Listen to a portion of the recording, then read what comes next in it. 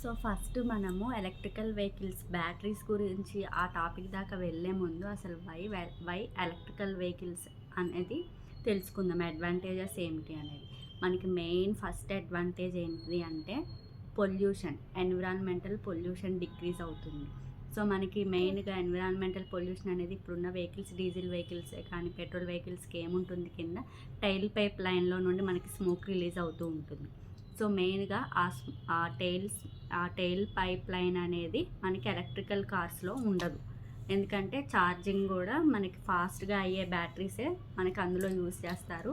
Life time అనేది కూడా చాలా ఎక్కువగా ఉంటుంది. మెయింటెనెన్స్ కాస్ట్ అనేది మెయింటెనెన్స్ కాస్ట్ అనేది చాలా తక్కువగా ఉంటుంది.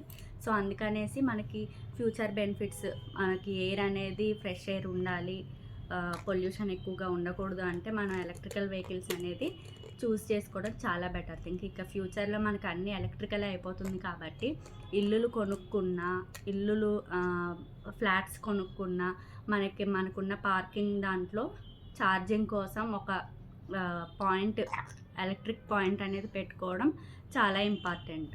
సో మన నెక్స్ట్ వీడియోలో నేను బ్యాటరీస్ గురించి చెప్తాను. ఈ వీడియో కానీ యూస్ఫుల్ అయితే like, share and subscribe to my channel. Thank you so much for watching.